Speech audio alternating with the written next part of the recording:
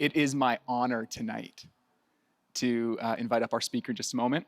And we don't normally have to introduce all of our speakers, but it is Darrell's first time. He's a regular fixture in the church. He's part of our teaching team. He's not a guest speaker.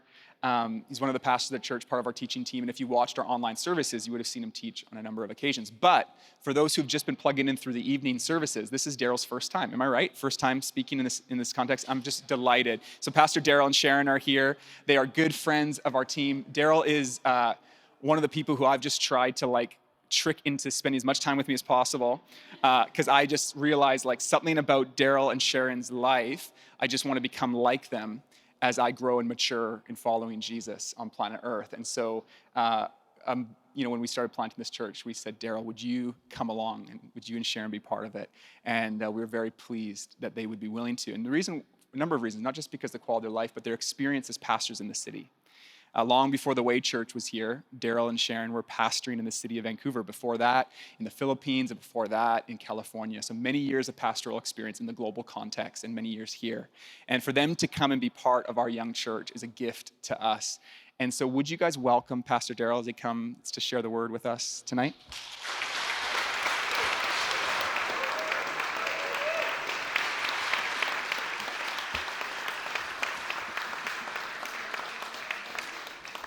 You're so kind, Jason. You're just so kind. Thank you. It's our privilege to be part of this. To be part of a group of people where the majority are 1/3 our age. That is just really, really cool. Well, I'm going to invite you to come with me this evening into one of my favorite stories. It's a little story. It's the story about what Jesus of Nazareth does at a wedding. At a wedding feast in this little village called Cana of Galilee, which is just down the mountain road from Nazareth, where he was born and raised. The story is told by one of Jesus' first followers, a man named John.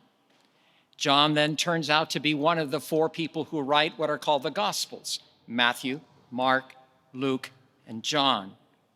I especially like John because John was the disciple who was the closest to Jesus. Next to his mother, Jesus' mother, John was the closest human being during Jesus' life.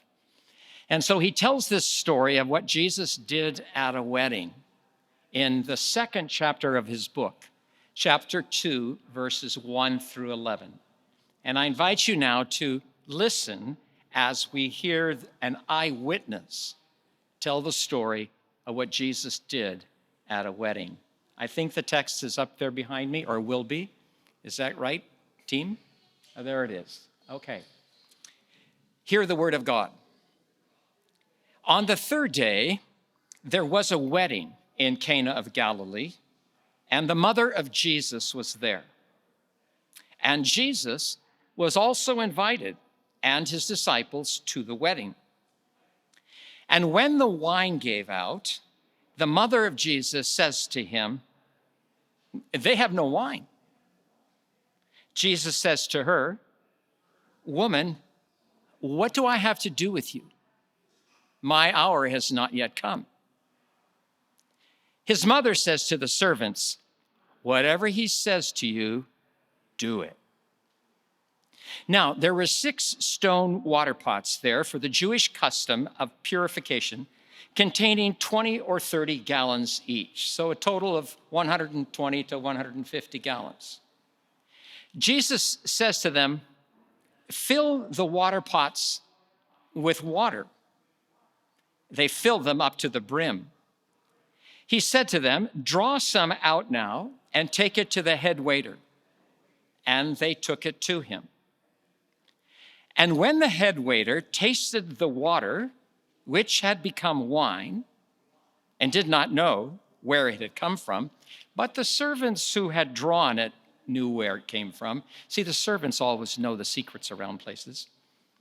The head waiter called to the bridegroom and said to him, "Everyone serves the good wine first, and then when people have drunk freely, then that which is poor.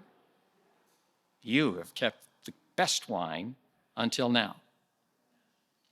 This beginning of his signs, Jesus did in Cana of Galilee. He manifested his glory, and his disciples believed in him. Literally, they believed into him. Spirit of God, we believe that you inspired John to remember this story and write it down accurately. Will you now, in your mercy and grace, take us beyond the words into this very reality being described? We ask in Jesus' name. Amen. Quite a story. The Apostle John, who I already said witnessed this event firsthand, calls Jesus turning water into wine a sign. Chapter 2, verse 11. This the beginning of signs Jesus did in Cana of Galilee. That is, John does not call it a miracle. Oh, it is a miracle. It is the most miraculous of all the miracles Jesus ever did, which I will try to demonstrate in a moment. Surpassed only by the miracle done to Jesus on the third day, on Easter morning. But John does not call the turning of water into wine a miracle. He calls it a sign. Why? In the Gospel of John, this word sign is a technical term. Sign refers to a miraculous event, which, although significant in and of itself, points beyond itself. A sign is a mighty deed which points beyond itself to something bigger. We won't need that slide for just a minute anyway. A sign that points beyond itself to something bigger, to something more basic, to something deeper and wider and richer. Thus, John goes on to say in verse 11, and Jesus manifested his glory. Glory. Turning 120 gallons of water into vintage wine points beyond itself to glory. Turning water into wine at a wedding feast manifests the glory of Jesus, which, as we discover in the rest of John's gospel, is the glory of Jesus' Father. Glory. We use that word a lot. In the Bible, the word glory, the Hebrew is kavod, the Greek is doxa, refers to the living God's very essence. As one linguist puts it, glory is the weightiness of God's self-manifestation. To see glory is to see what it is that makes God be God. To see glory is to see reality beyond reality. At a wedding feast of all places, divine glory breaks into the world. In turning water into wine, something of the very essence of the living God is being revealed in the world. Now, I want to ask two questions of this event. First, how does this manifest glory? That is, what about the weighty essence of God is Jesus revealing here? And second, how does what Jesus reveals impact us not only tonight, but tomorrow morning and the rest of the week? What difference will beholding Jesus as he manifests glory at a wedding make in our lives and ministries in the days to come? Okay, first question. How does this manifest divine glory? Oh my, where should we begin? Where should we focus? We could focus on the fact that glory likes to party. Jesus, God incarnate, really likes to celebrate with ordinary people the transitions of their life. I think it's significant that in John's gospel, which is called the most spiritual gospel of all, John's gospel has Jesus begin and end at a party. He begins at a wedding party and ends at a beach party. Glory likes to party. We could also focus on the fact that glory stands behind the institution of marriage. According to John, Jesus begins his public ministry at a wedding. You would think that it would be more strategic for Jesus to begin his ministry at the temple, or to begin his ministry on the steps leading up to the headquarters of Pilate, the Roman governor. But no, Jesus begins at a wedding. I think this is Jesus' way of saying, get this relationship right, and the rest of society will fall into place.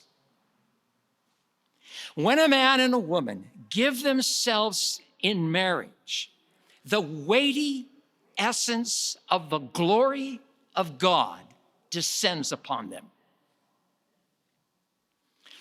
We could also focus on the fact that glory is sensitive to cultural dynamics.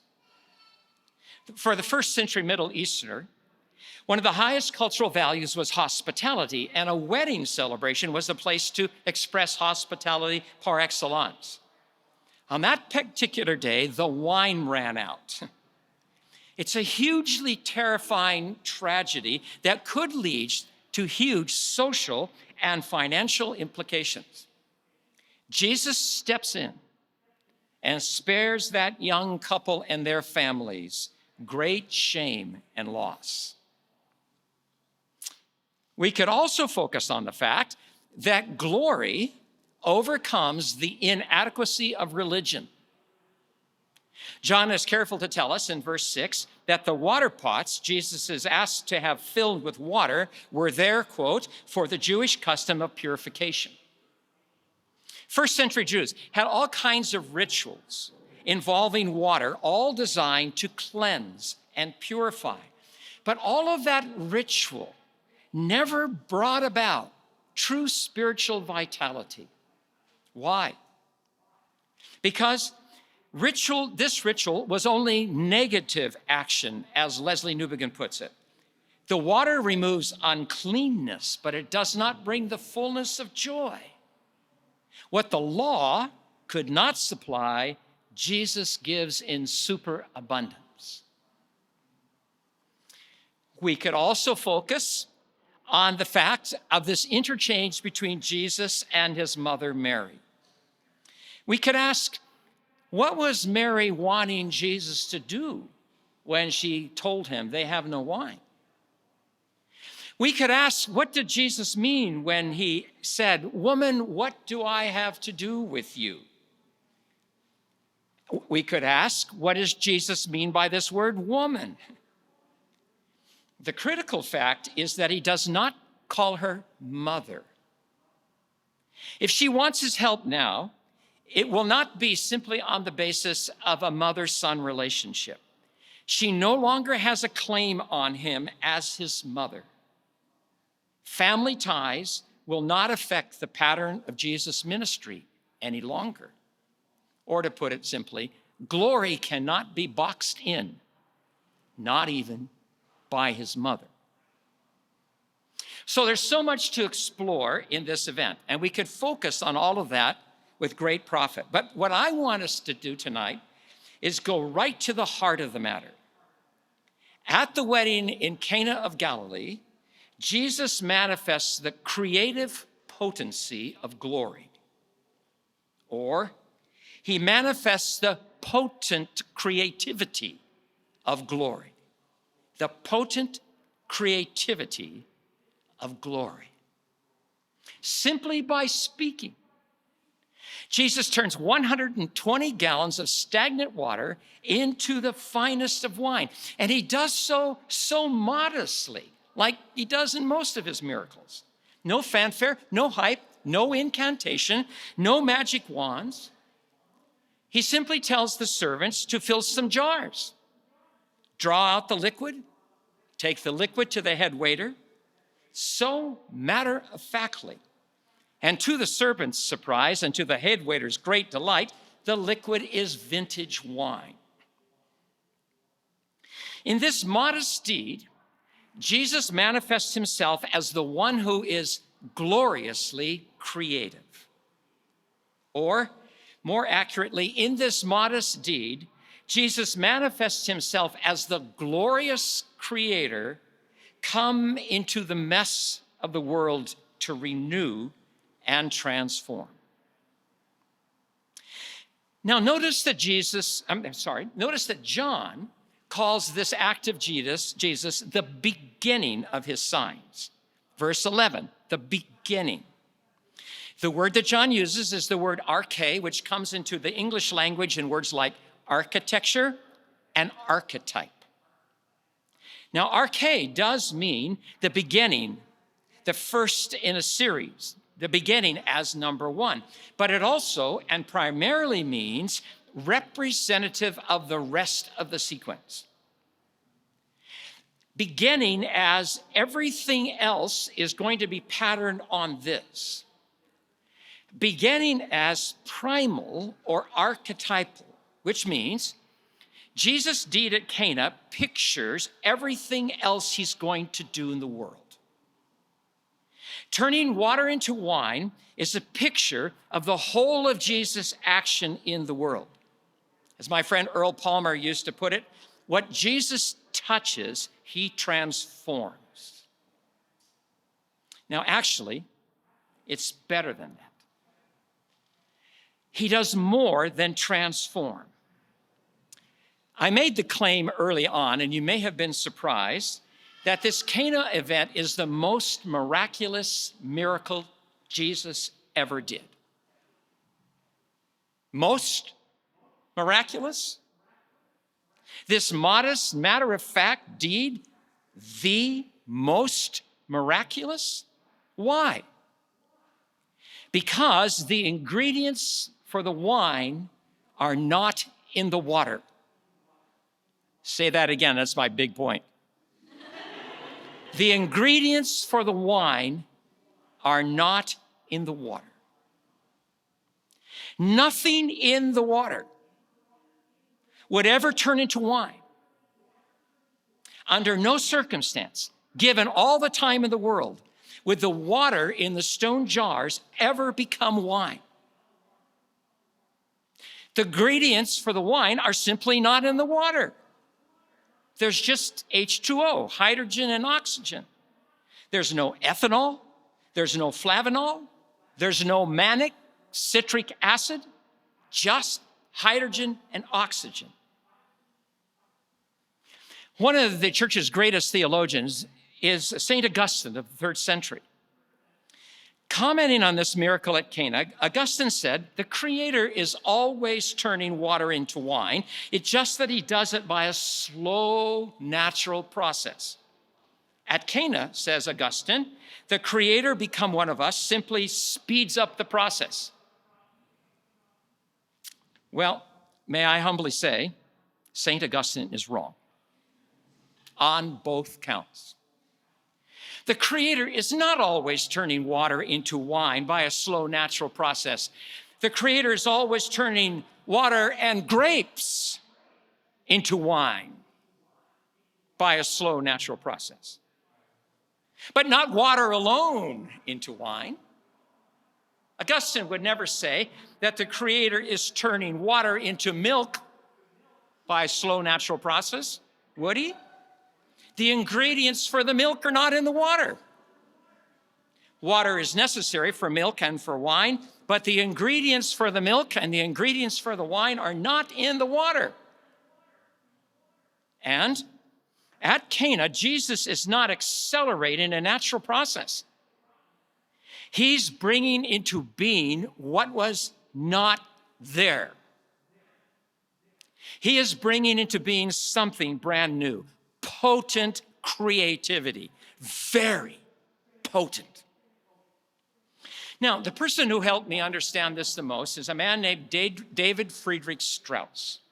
Any of you recognize that name? There's probably no reason why you need to unless you've gone to seminary, but David Friedrich Strauss. He's a 19th century scholar who wrote a massive book. It's 812 pages thick, 812 pages of 7-point print. It's entitled The Life of Jesus Christ Critically Examined. In his massive work, Strauss examines everything Jesus is reported to have done, and he concludes that nothing the gospel writers say Jesus did actually took place. It's all myth. One by one, Strauss examines all the signs, all the miraculous deeds of Jesus, and he concludes that none of it actually happened. Yet, as he examines the deeds, he does a better job of understanding the text than we who believe.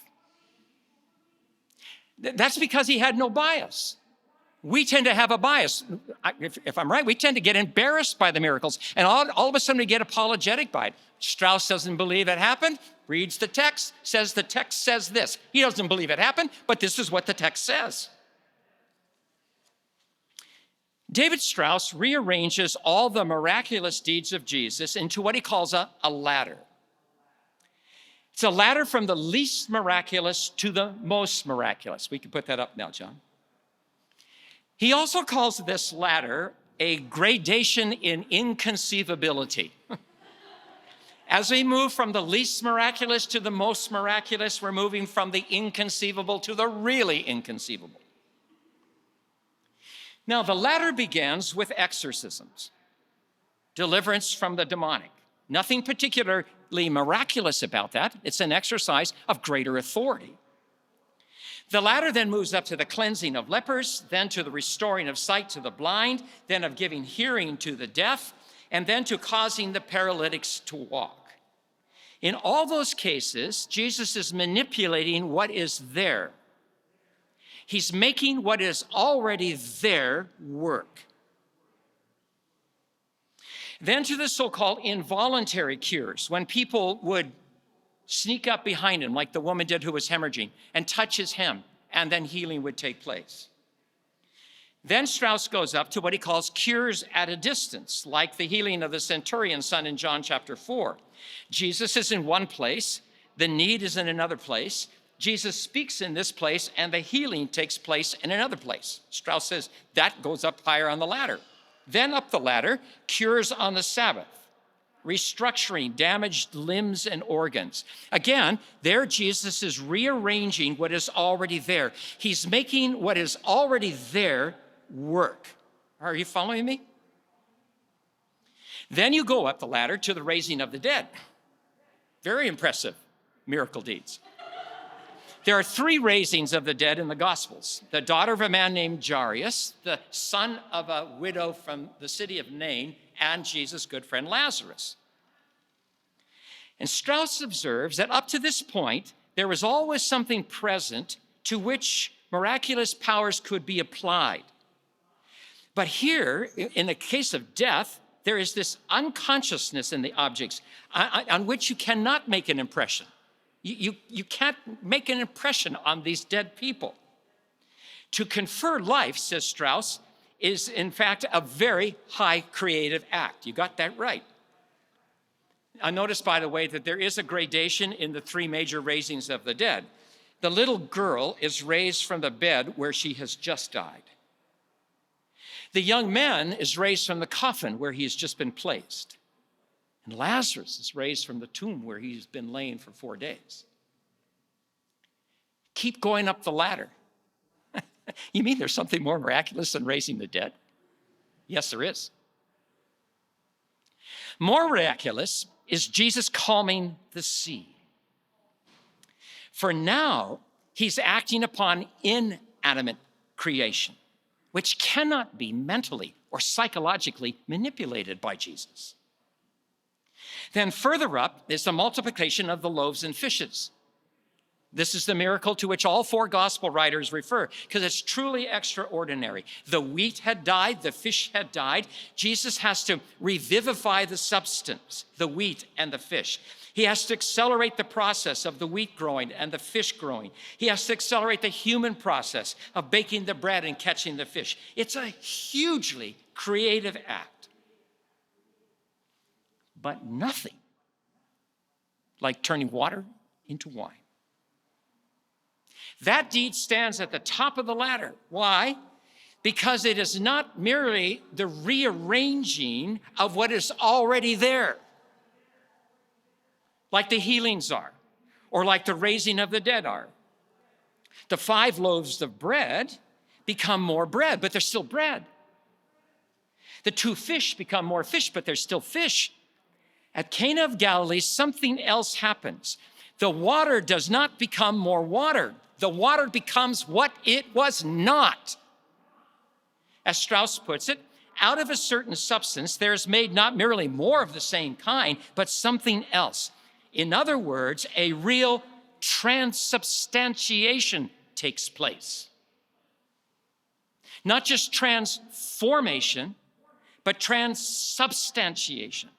Transformation means that you've changed the form of something. Transubstantiation means you've changed its actual substance, its essence. A transition from one kind of creation into another kind of creation.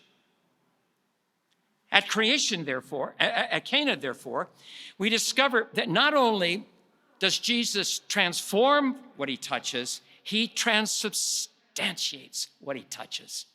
Glory. Isn't this good?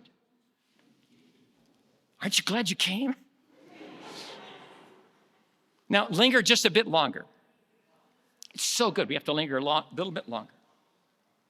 My hour has not yet come, Jesus says to his mother. But when his hour comes, something like what we saw happen at Cana is going to take place. Something like this archetypal gift, sign. That's what I think Jesus is getting at. My hour has not yet come, but when it does, you will see something like water turning into wine happening.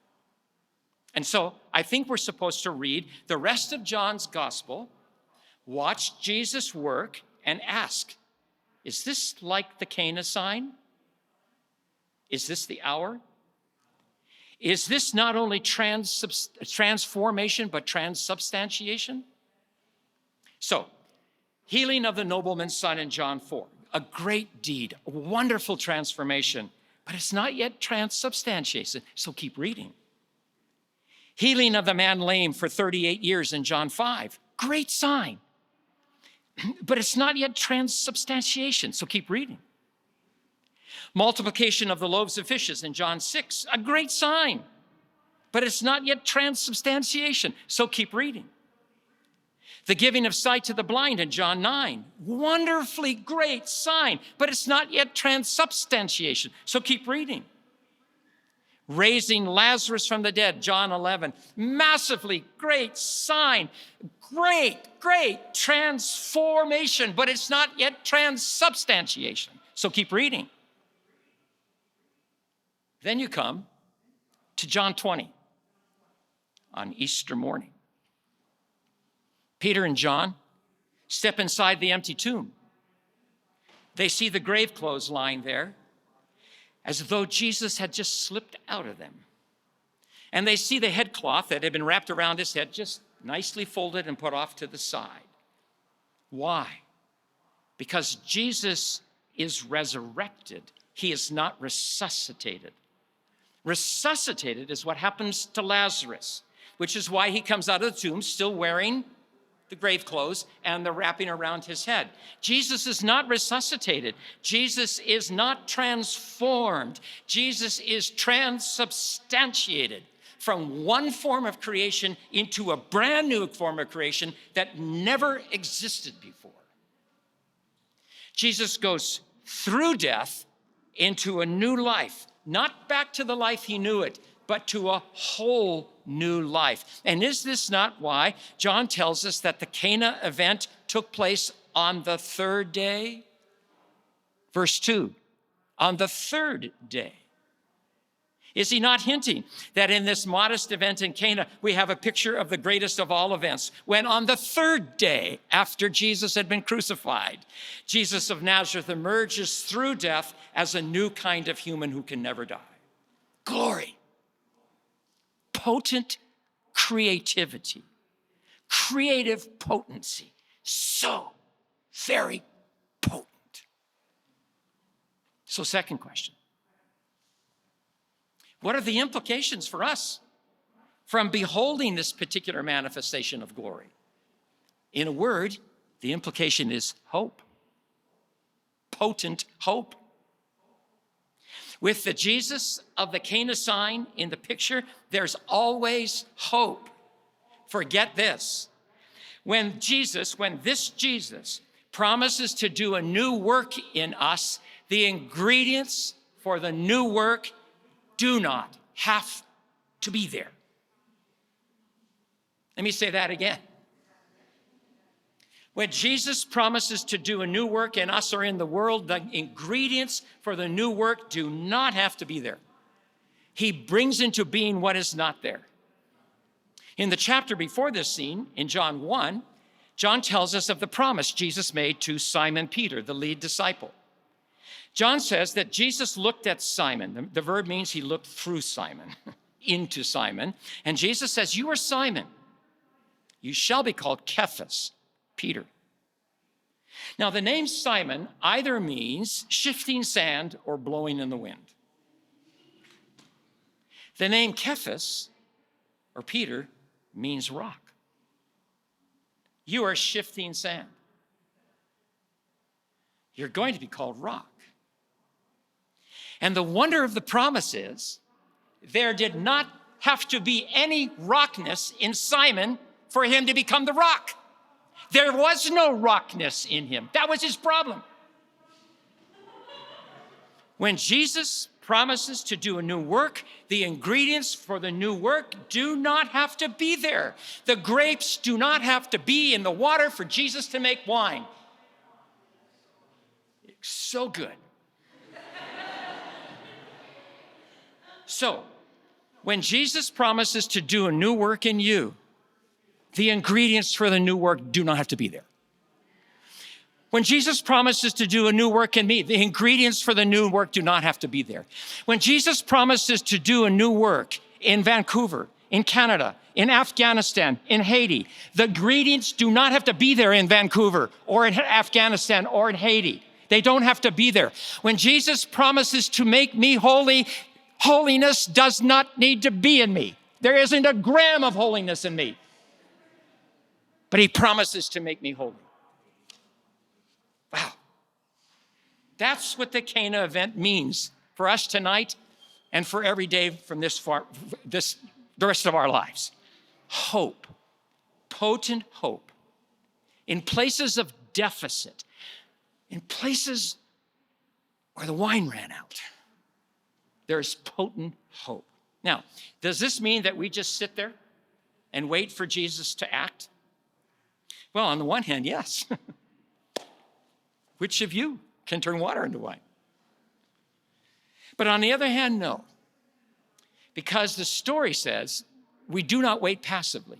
The story says we have something very active to do. And what is it? You ready? What's our part? Invite Jesus to the party.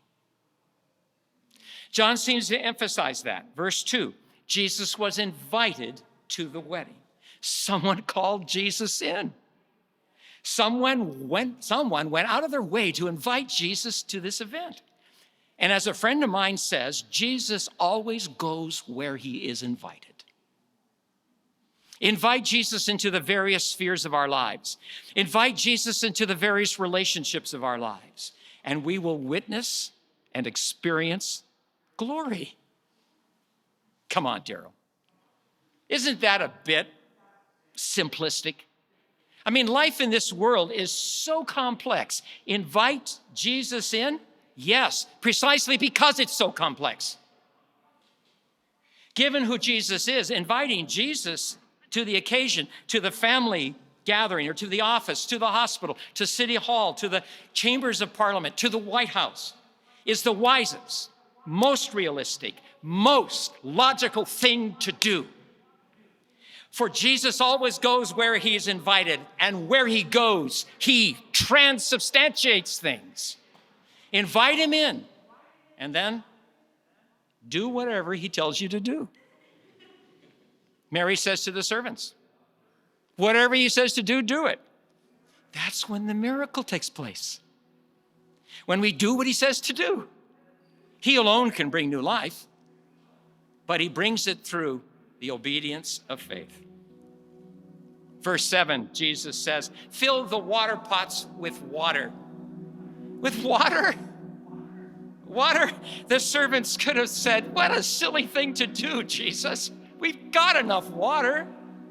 Or they could have asked, what does that possibly have to do with our need? We need wine, not more water.